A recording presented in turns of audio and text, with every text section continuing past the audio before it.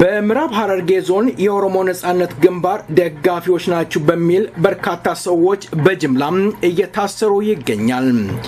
የአዲስ አበባ ባላደራ ነኝ የሚለው ጋዜጣዊ መግለጫ ለመስጠት ሞክረው በሁከት ተበተነ። ነፃው ሚዲያ አደጋ ላይ ወድቋል ሲል አምነስቲ ኢንተርናሽናል አስጠነቀቀ። ከፍተኛም ባለስልጣናት ግድያ ጋር ተያይዘው ኦፒዲ ራሱን ተጠያቂ ማድረግ አለበት ሲል የህወሓት ማዕከላዊ ኮሚቴ አስታውቋል። ሰላም ጤና ይስጥልኝ፣ እንደምንላችኋል። ዜና እናሰማለን። ከዜናዎቹ ጋር ኢዮባይሳ ነኝ። ዜናው ሲተነተን እነሆ።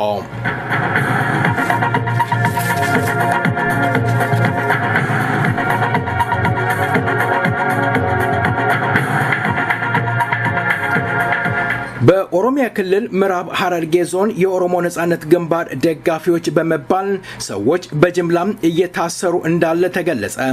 የታሰሩት ግለሰቦች ፍርድ ቤት የመቅረብ መብት መነፈጋቸው የታሳሪ ቤተሰቦችና የምስራቅ ኦሮሚያ የኦሮሞ ነጻነት ግንባር ጽሕፈት ቤት አስታውቋል። ከምዕራብ ሐረርጌ የተያዙ ቁጥራቸው በርከት ያሉ ወጣቶች ክስ እየተመሰረተባቸው ያለው ከአማራ ክልል አመራሮች ግድያ ጋር የተያያዘ እጃቸው አለበት በሚል ሰንካላ ምክንያት በርካታ የኦሮሞ ወጣቶች ወደ እስር ቤት እየተጓዙ ይገኛል ሲሉ የአካባቢው ነዋሪዎች ለዝግጅት ክፍላችን ገልጸዋል። ከአማራ ክልል ፕሬዝዳንቶች ጋር ግድያ እናንተም ተባባሪዎች ናችሁ በሚል ቁጥራቸው በርከት ያለ ወጣቶች ተይዘው እየታሰሩ ነው። የምስራቅ ኦሮሚያ የኦሮሞ ነጻነት ግንባር አስተባባሪ እንደገለጹት አቶ ቢሎ ገርቢ ያሉት ከሆነ የተከሰተው ሁኔታ በመጠቀም ዳሩን ለማጥበብ እያደረጉት ያለ ነው ሲሉ ገልጿል። በአሁኑ ወቅት በመላው ኦሮሚያ ወጣቱ በጅምላ ወደ እስር ቤት እየተጓዘ ይገኛል።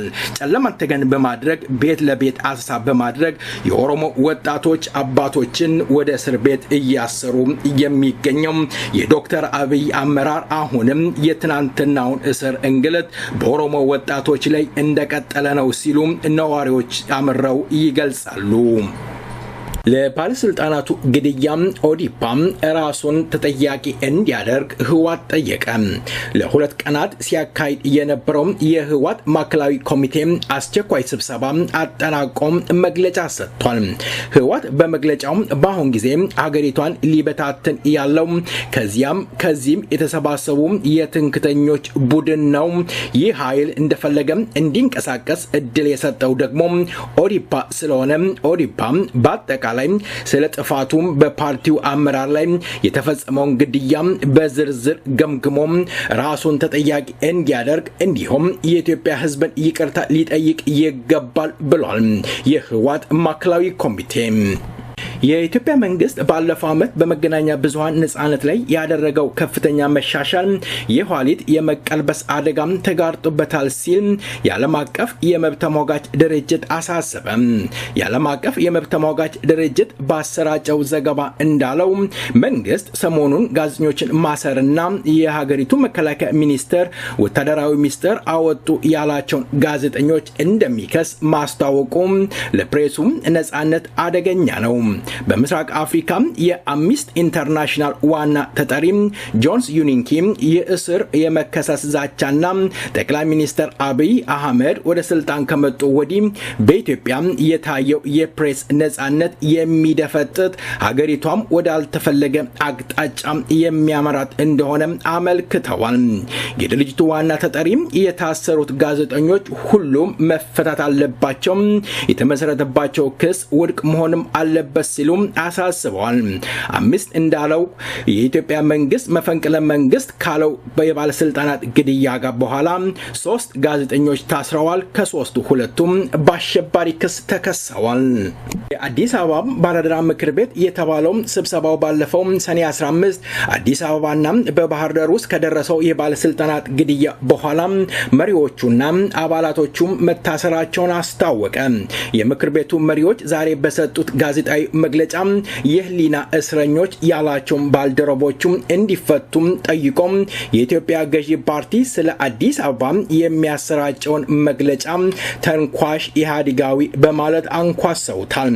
በተያያዘ ዜና ራሱን የአዲስ አበባ ባለደራ ምክር ቤት ብሎ የሚጠራው ሊሰጠው የነበረው ጋዜጣዊ መግለጫ በኦሮሞ ወጣቶች ጥያቄ ያለን በማለት ወጣቶቹ ቢያቀርቡም በአዳራሽ ውስጥ የነበሩ አንዳንድ ወጣቶች የኦሮሞ ወጣቶችን በመገፋፋት ገፈታትሮ ለማስወጣት ሞክረው ጋዜጣዊ መግለጫ ተቋርጧል። ወጣቶቹ እንዳሉት ከሆነ ኦሮሞን ያገለለ አዲስ አበባ ብቻዋን አዲስ አበባ አትሆንም፣ ኦሮሞ የሌለበት ኢትዮጵያ እንደ ኢትዮጵያ ልትቀጥል አትችልም ብለዋል። ለገጣፎ እና ከፊንፊኔ ነዋሪዎች ነዋሪ እየተፈናቀለ ነው የሚል ከሆነ ፊንፊኔ ደግሞ ኦሮሚያ መጥቀም የለባትም፣ ኦሮሚያ የኦሮሞ ተወላጅ ፊንፊኔ ማስተዳደር የለበትም እያለ ግልጽ አቋም ይዞ ወጣቶቹም እንዳሉት ከሆነ ኦሮሞን እያንኳሰሰ አዲስ አበባ እንደ አዲስ አበባነቷ ልትቀጥል አትችልም፣ ኦሮሞም የሌለበት ኢትዮጵያ አሁንም ብትሆን ባዶ ነች ብለዋል።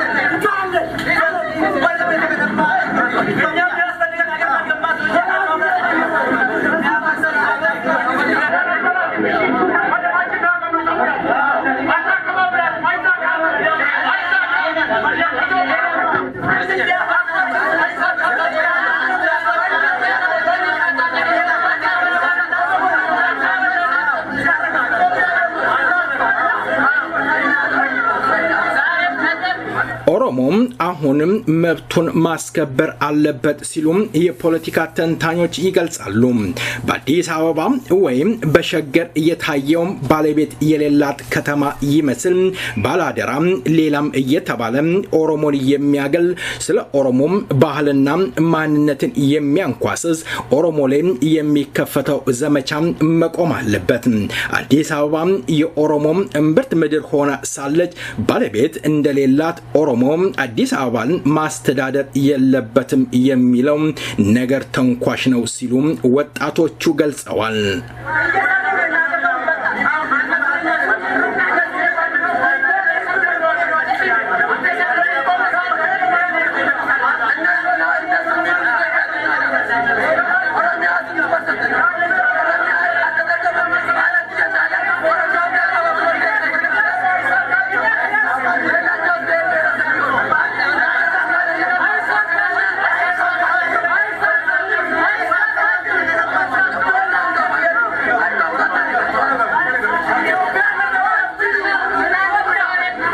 የኢትዮጵያ ሰንደቅ ዓላማ ያነገቡም የኦሮሞ ወጣቶች ባንዲራችን የኢፌዴሪ ይሄ ነው፣ ኢትዮጵያ ለዘላለም ትኑር፣ አዲስ አበባ ወይም ሸገር ያለ ኦሮሞ ባዶ ነች ሲሉም ገልጸዋል። ዜናው በዚያ በቃ። መልካም ቆይታ። ከቀሪው ፕሮግራማችን ጋር ወደ ሌላው ፕሮግራም እንሻገራለን።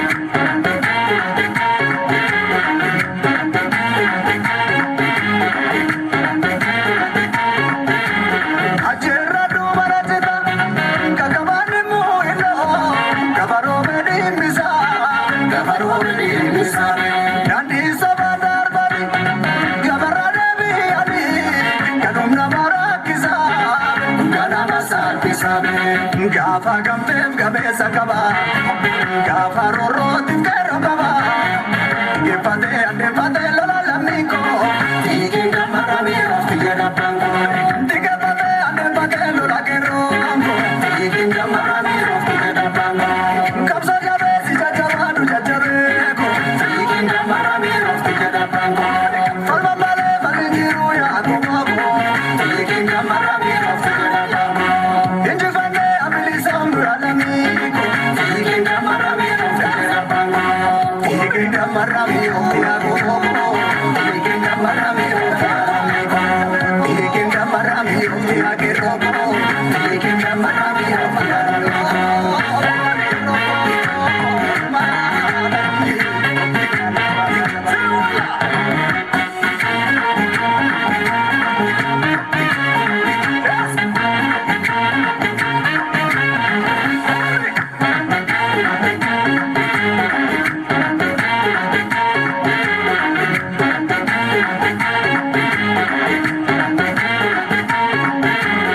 Jajabadu geroko, obidira nesini. Jajabadu geroko, obidira nesini. Tukam soda bani, utano dangal magari. Kapso bini saniti,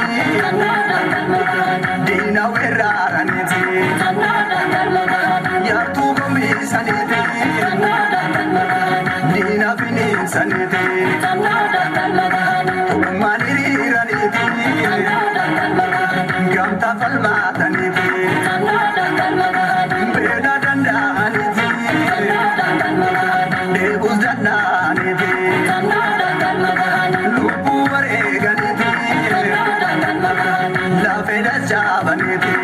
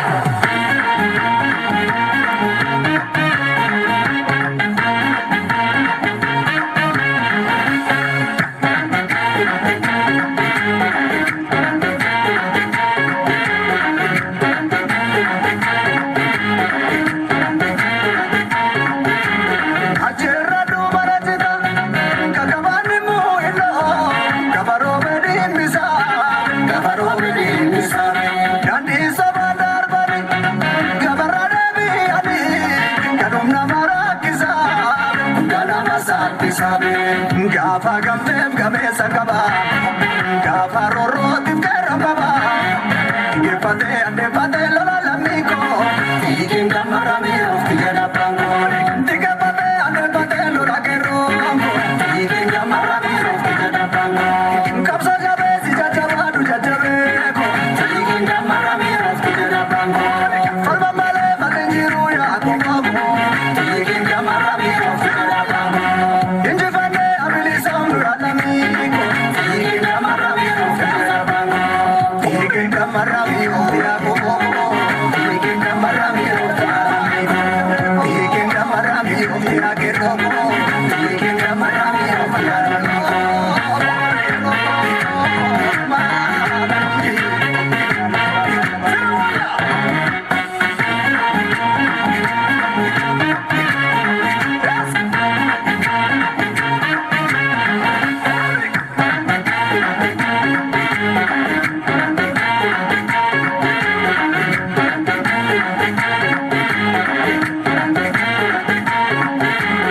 Jajabadu geroko, obidira nesini. Jajabadu geroko, obidira nesini. Tukam soda bani, utano dangal magari. Kapso bini saniti, dina werara niti.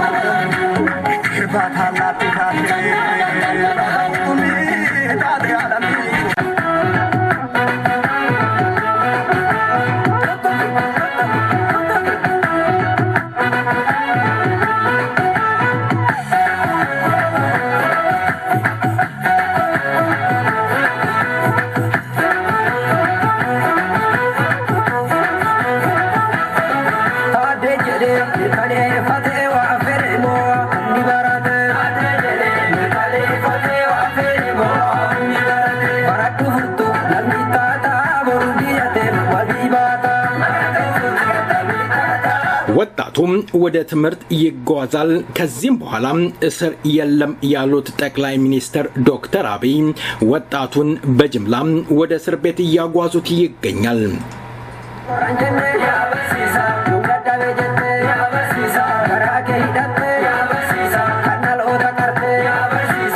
በአሁኑ ወቅት የኦሮሞ ነጻነት ግንባር ደጋፊዎች ናቸው በሚል በርካታ የኦሮሞ ወጣቶች ወደ እስር ቤት በመላ ኦሮሚያ እየታሰሩ ይገኛል ባላደራ የሚለውም ራሱን የአዲስ አበባ ወኪል አድርጎ የተቀመጠው የአዲስ አበባ ወኪል ፕሬዝዳንት እስክንድር ነጋ እንደተናገረው አዲስ አበባ የእኛ እንጂ የሌላ ልትሆን አትችልም ብሏል ሰላም ተናስተልኝ የተከበራችሁ አድማጮቻችን በድጋሚ እንደምንውላችኋል እንግዳ እጄ ቀርብ ያለው እንግዳን ከዚህ ዜማ በኋላ እጄ መመለሳለሁ መልካም ቆይታ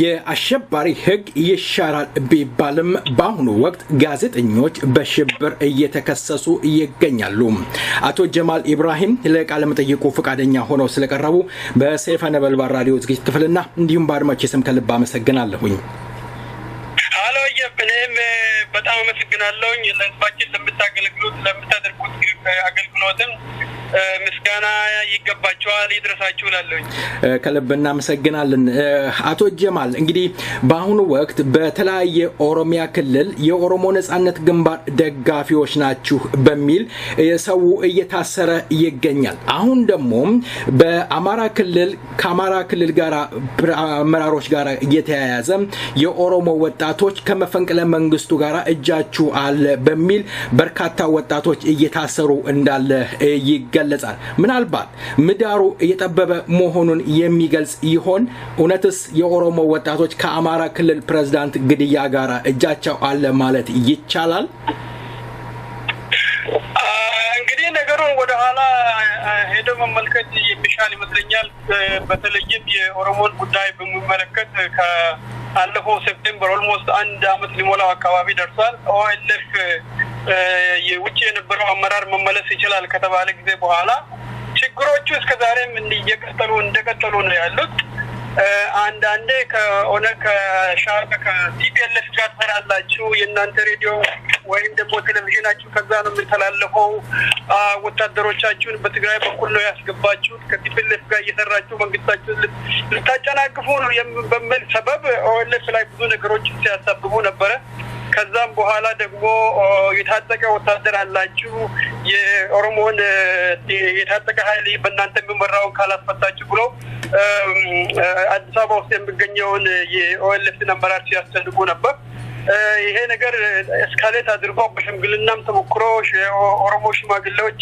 ወይም ደግሞ አባገዳዎችና ሌሎች ምሁራን ገብተውበት ለማስታረቅ በጣም ብዙ ተሞክሮ ነበረ ኮሚቴም ተቋቁሞ ያው በሰላማዊ መንገድ በሁለቱ መካከል ያለው አለመግባባት እንዲፈታ ብዙ ጥረት ተደርጓል ነገር ግን መንግስት ፍላጎት ስላልነበረው ኦኤልኤፍ ካሁን በኋላ ወታደርም የለኝም ወደሚለው አመራሩ ማለት ነው ወደሚለው ተገፋ ማለት ነው እንደምታየው ከሆነ ካለፈው አመት ጀምሮ እስካሁን ድረስ የኦኤልኤፍ የድርጅቱ አመራር ነፃ ሆነው ራሳቸውን መግለጽ ያልቻሉበት ሁኔታ ነው የምታየው የመንግስት ጫና ወይም ደግሞ አስተዳደሩን የሚያስተዳድሩትና ኦኤልኤፍን በአጭር ጊዜ ውስጥ እናጠፋዋለን ብሎ እቅድ ስለነበራቸው ይመስለኛል ከወታደሩ ወይም ደግሞ ከታጣቂውም ኃይል ለይተውት የድርጅቱን አመራር ማለት ነው የታጠቀውን ኃይል ሽፍታ ነው በማለት ከአሁን በኋላ በቃ ዘምተንበት እናጠፋዋለን ከኛ ሌላ ማንም ሰው የለም የሚል አይነት ዛቻ ነው ያመጡት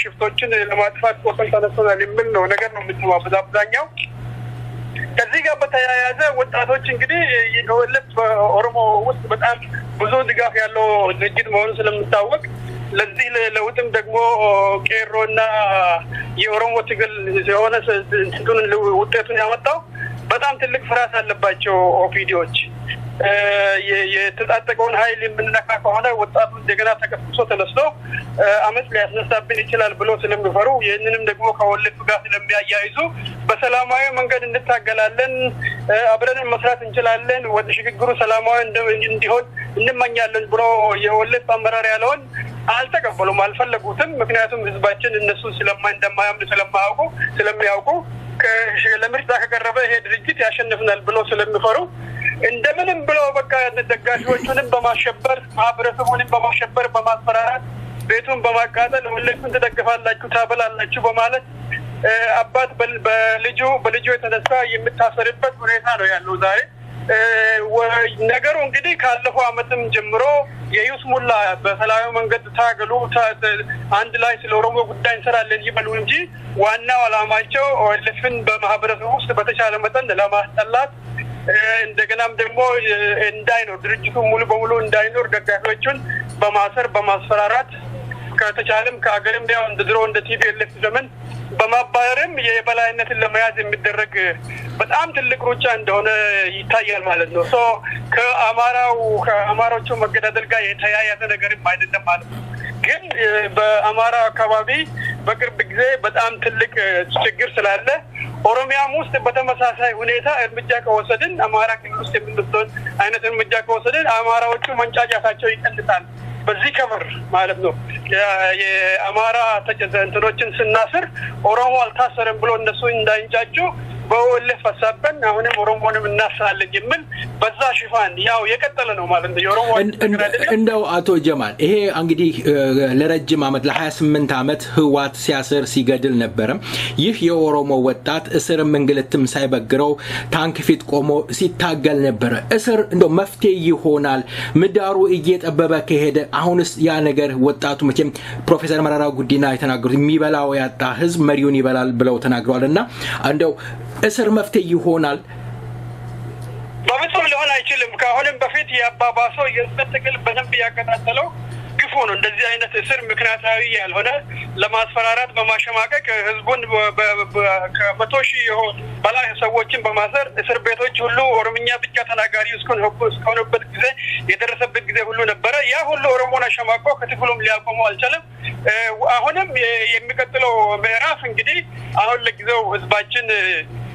እንደነ ዶክተር አብይ ኦሮሞዎች ናቸው ይመሩን ያሉት ብሎ ለጊዜው ልቡ ስለተከፈለ ለጊዜው ትንሽ ሁሉም ሰው እስኪገባው ድረስ ጊዜ ሊወስድ ይችላል ግን የኦሮሞን ህዝብ ትግል በፍጹም ሊያቆም አይችልም ምክንያቱም በጉልበት የሚሆን ነገር ስላልለ ነው ወያኔም ከራስ እስከ እግሩ ድረስ ታጥቦ እየተሸነፈው ማለት ነው አሁን ያለው አስተዳደር ደግሞ ከዛ በላይ በጣም የተከፋፈለ ነው ወታደሮቹ እርስ በርሳቸው የሚስማሙ አይደለም የሚታዘዙ አይደለም አሁን የሚደረገው ነገር በጣም ላጭር ጊዜ ብቻ የሚኖረውና በኋላ በጣም ተንኮታኮ የሚወርቅ ነገር ሆኖ ነው የሚታየው እድሜ የማይኖረውም ለድልም ሊያበቃቸው አይችልም ህዝብ ከተበደለ ምን ጊዜም ህዝብ ያሸንፋል በደል እስካለ ድረስ ትግልም አይቆምም ትግሉ እስካልቆመ ድረስ ደግሞ አሸናፊው ተበዳው ስለሚሆን እነዚህ አሁን በግፍ ሰዎችን የሚያስሩ ሰዎች ሁሉ አንድ ቀን ለተጠያቂነት መቅረባቸው የማይቀር ነው ሆኖ ማለት ነው ስለዚህ እኔ እንደኔ ግምት ከአሁን በፊት ከነበሩ መንግስታት ሁሉ መማር ያለባቸው ይመስለኛል ኃይለ ሥላሴ ኦሮሞን ለማጥፋት ያላደረገው ነገር የለም ደርግም ያላደረገው ነገር የለም ቲፒኤልኤፍም ያላደረገው ነገር የለም ሁሉም ግን ተሸንፈው ነው መጨረሻ ላይ የወደቁት ማለት ነው ስለዚህ የዶክተር አብይ መንግስት ልብ ካለፉት መንግስታት ተምሮ በጉልበት ኢትዮጵያን እንጠብቃለን ምንድነው የሚባለው ይሄ ስክሪፕቱ አስቀምጠን በክላሽ እንዋጋለን የሚለው አይነት ሙከራ ለሌሎችም አላዋጣም እሱም ሊያዋጣ የሚችል አይመስለኝም የሚያዋጣው ነገር በሰላማዊ መንገድ ህዝቡ የራሱን እድል በራሱ እንዲወስን መንገዱን መክፈት ብቻ ነው ማለት ነው ይሄ ነው የምታየኝ መልካም እንግዲህ ኒው ጠቅላይ ሚኒስተር ዶክተር አብይ በመጀመሪያ ጊዜ ጠቅላይ ሚኒስተር በሆኑበት ሰዓት የተናገሩት ነገር አለ እኛንን ህዝብን ስናሽብር የነበረው ስንገድልም ስናስርም የነበረው ብለው በአደባባይ ይቅርታ ጠይቀዋል የሽብር ህጉን እንቀይራለን አያስፈልጊ አይደለም ብለው በአደባባይ ተናግረው ነበር በአሁኑ ወቅት ደግሞ በሽብር ህጉ ሳይቀየር ጋዜጠኞች በሽብር እየተከሰሱ ይገኛሉ ግለሰቦች የተለያየ ፖለቲካ ሰዎች እየታሰሩ በአሸባሪ ህግ እየተከሰሱ ይገኛል ይሄ አካሄድ ያሁን ያለውን የዶክተር አብይ መንግስትን እስከምን ድረስ ያደርሰዋል አምስት ኢንተርናሽናል መግለጫ ወጥቷል የጋዜጠኞች መብት ተከራካሪ መግለጫ ያወገዘው ይገኛል አሁን የአንድ አመት የሄደውን የለውጥ የሚቀለብስ ነው ሲሉም ተናግሯል እንደዚህ ከቀጠለ እውነት ኢህአዴግ የለየለት አምባገነን ሆኖ የመውጣቱ እድል እሳቸው ምን ተናገሩት ጫፍ ላይ ደርሰናል እያሉ ይገኛሉ ይሄ የሽብር ህግ ምናልባት እንደው ኢህአዴግን ያዋጣዋል አሁን እንግዲህ ያለው ነገር ኢህአዴግ ራሱ አለ ብሎ ለማለት የሚያስችል አይመስለኝም ምክንያቱም እንደምታየው ቲፒኤልኤፍ ወደ ትግራይ ሄዶ እዛ መሽጎ ዶክተር አብይ ላይ ይጨፍራል አዲኤልፒ የሚባለው የአማራው ድርጅት ደግሞ እርስ በርሱ እየተጨፋጨፈ ነው እንኳን ከኦፒዲኦ ጋር በደንብ ሊሰራ ቀርቶ እርስ በርሱ መስራት ያልቻለ ነው የደቡቦቹ ደግሞ እንደምታየው ዶክተር አብይ ራሱ በራሱ ህግ መንግስት ሆኖ ህግም ሆኖ የነስልጣን ጥያቄ ሁሉ አላከብርም ብሎ ይሄው አሁንም በፍጥጫ ውስጥ ነው ያለው ኢፒአርዲኤፍ እንደ ድርጅት አለ ብሎ መገመት በጣም አስቸጋሪ ነው ለጊዜው ያለው የአንድ ሰው አምባገነንነት ይመስለኛል ዶክተር አብይ የፈለገውን ሰው ያነሳል የፈለገውን ይሾማል የፈለገውን ያሳል የፈለገውን ይለቃል እንደዛ አይነት ሁኔታ ነው አሁን የሚታየኝ እንደ በግለሰብ ሄዶ ምናልባት እንደ ድርጅት ኦፒዲኦ ኮንሶሊዴት አድርጎ አምባገነን ሊሆን ይችላል የሚለው ፍራቻ ሊሆን ይችላል ግን በዛ አቅም አሁን ኦፒዲኦ ያለ አይመስልም እንደ ድርጅት ምክንያቱም ከላይ ያሉት ቁንጮች ምናልባት ከ5-6 ሰዎች የማይበልጡት እንጂ ሌሎቹ ስለነሱም ያው ተገዢ ተዳዳሪ ተላላኪ ብቻ ሆኖ እየተመሩ ያለ ይመስለኛል ምክንያቱም ዶክተር አብይ ያለፈውን የሞተውን ስርዓት የነንደን ምልክን በኦሮሞን የፈጁ ሰዎችን ሁሉ ሲያሙጋሽ ሲንተን አንድም ሰው ስለ ኦሮሞነት ሲከራከር አትሰማም አታይም ኦሮሞማን ደግሞ ሲያንቋሽሽ ሲያነጣጥል ኦሮሞን መንደርተኛ ያደረገው ወይም ደግሞ በጣም ያሳነሰው የኦሮሞ ናሽናሊዝም ነው ብሎ ሲናገር አንድም ሰው ትክክል አይደለም ብሎ የሚናገር ሰው አታይም ማለት ነው የሚያሳየው ድርጅቱ እንደ ድርጅት እንዳለለና ሁለት ሰዎች እንደፈለጉ የሚያደርጉ ሆኖ ነው የሚታየው የሽብርተኝነት ህግም ይሁን ወይም ሌላ እንደፈለጋቸው ሲያደርጉ ነው የምትመለከተው ህጉ ለስሙ ነው የሚጠቅሱት እንጂ ሰው ነው አንድ ግለሰብ ነው እንግዲህ በአሁኑ ጊዜ ህገ መንግስቱም ህጎቹም እሱ ራሱ የሆነ ነው መስለው ምክንያቱም የህገ መንግስቱን ስራ ላይ የዋለ አይደለም የፌደራሊዝምን ጉዳይ ደግሞ እና እያጣጣሉ የራሳቸው የሆነ ኮሚሽን ይሄንን ሊቀይር የሚችል በጥላት ሊቀይር የሚችል ብሎ ህገ መንግስታዊ ያለው ኃይል ወይም ግሩፕ አቋቁሞ ያ ሲጨፍሩ ነው የምትመለከተው። ዘርፎር ህግና ህጋዊነት አሁን የሌለ ሆኖ ነው የሚሰማኝ። ከአሁን በፊት የነበሩ ቃላቶች በይቅርታ በፍቅር በምናምን እንኖራለን የሚለው ሁሉ ለጊዜው መሸንገያ ነበረ ማለት ነው። ለሁለት ሶስት ወራት እንደምንም ሰውን ሸንግሎ ከመንገድ ላይ እንደሱን እንዳይቃረን ለማድረግ ብቻ የተደረገ ስልት ነው። ይሄ ታክቲካል አፕሮች ነው። ውስጡ አስተሳሰቡ ምንም ነገር አለመቀየሩን ነው የምትመለከተው የሚያሳየው። ዘርፎር የአምባገነንነቱ ጉዳይ የማይቀር ሁኔታ ነው መስለኝ። ግን አምባገነን ነው ደግሞ እዛ ሀገር መኖር አይቻልም ካሁን በኋላ። በተለይም የኦሮሞ ህዝብ ድጋፍ ያለው የትኛውም ኃይል ፍንፍኔ ውስጥ ቁጭ ብሎ ያቺ ነገር ማስተዳደር አይችልም። የፈለገው የኦሮሞም ይሁን ነን ኦሮሞ ፍንፍኔ ውስጥ ቁጭ ብሎ የኦሮሞ ህዝብ ድጋፍ ያለው ኃይል ምንጊዜም ሊያስተዳድር እንደማይችል በጣም በትክክል ሰው ሁሉ የተገነዘበው ይመስለኛል። እሱ አምባገነንነቱ አይሰራም።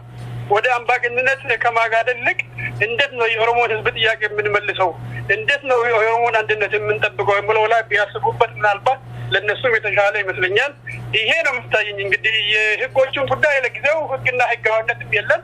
የአንድ ሰው የበላይነት ብቻ ነው ያለው።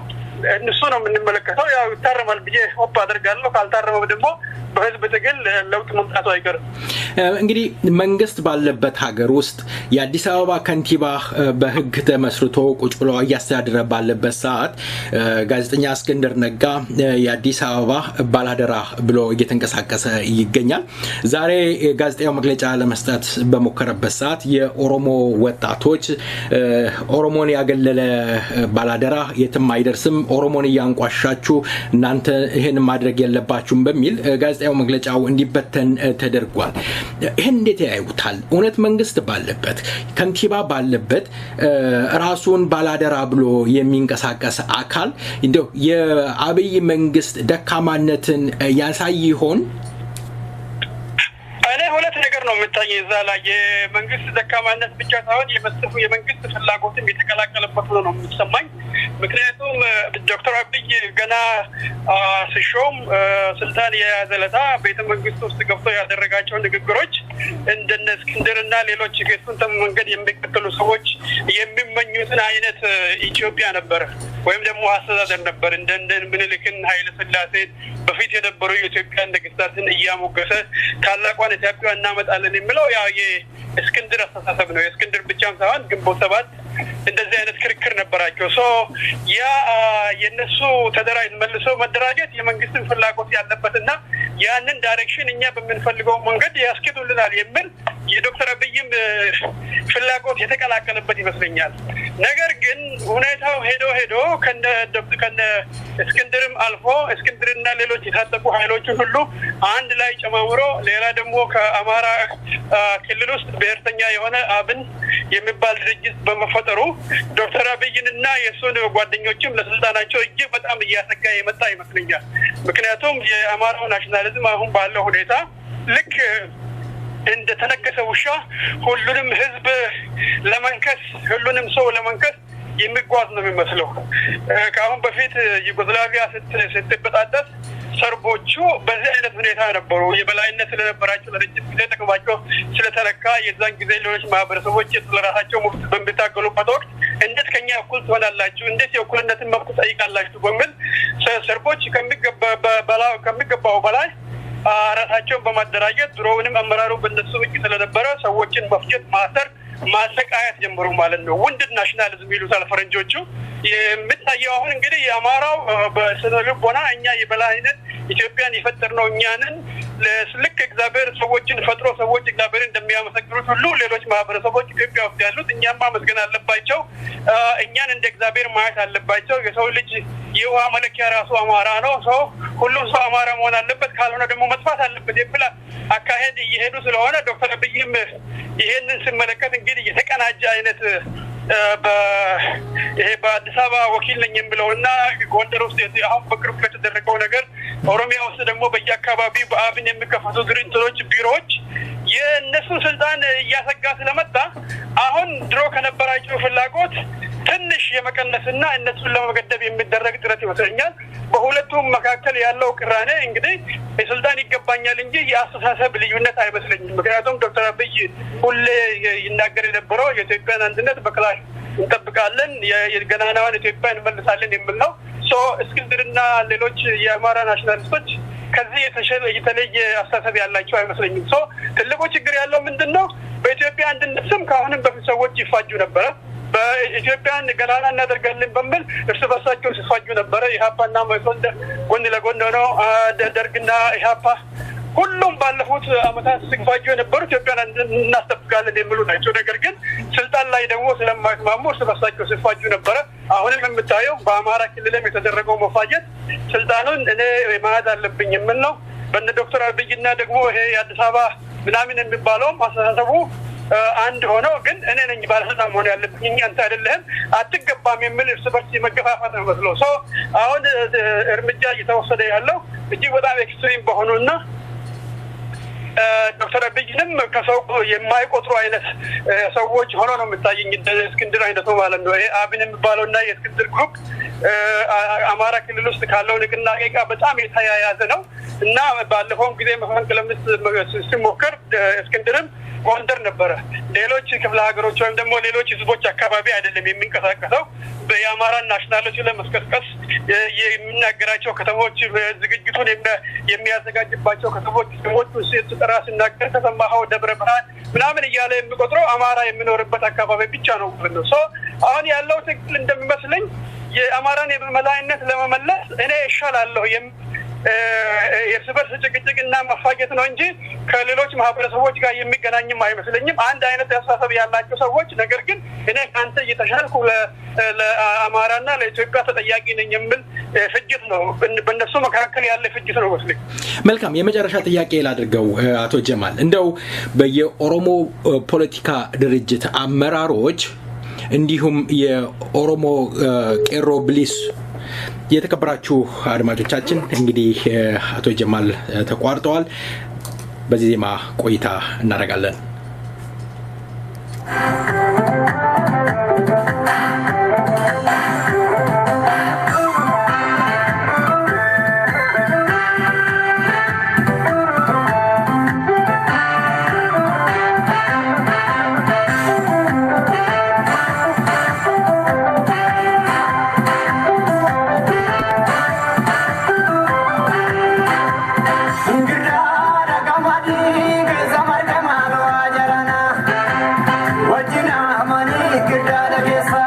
የተከበራችሁ አድማጮች እንግዲህ ሳምንት በሌላ ጉዳይ ይዘር ቀርባለሁኝ።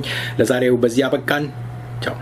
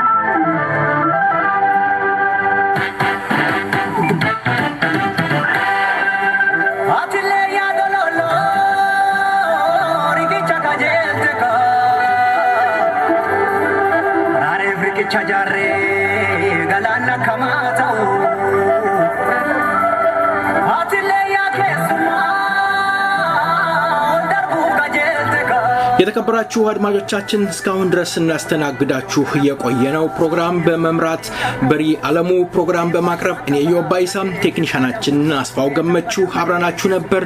እስከ ሳምንት መልካም ሳምንት ቸር ወሬ ያሰማን። ደህና ሁኑ። በዚህ ሙዚቃ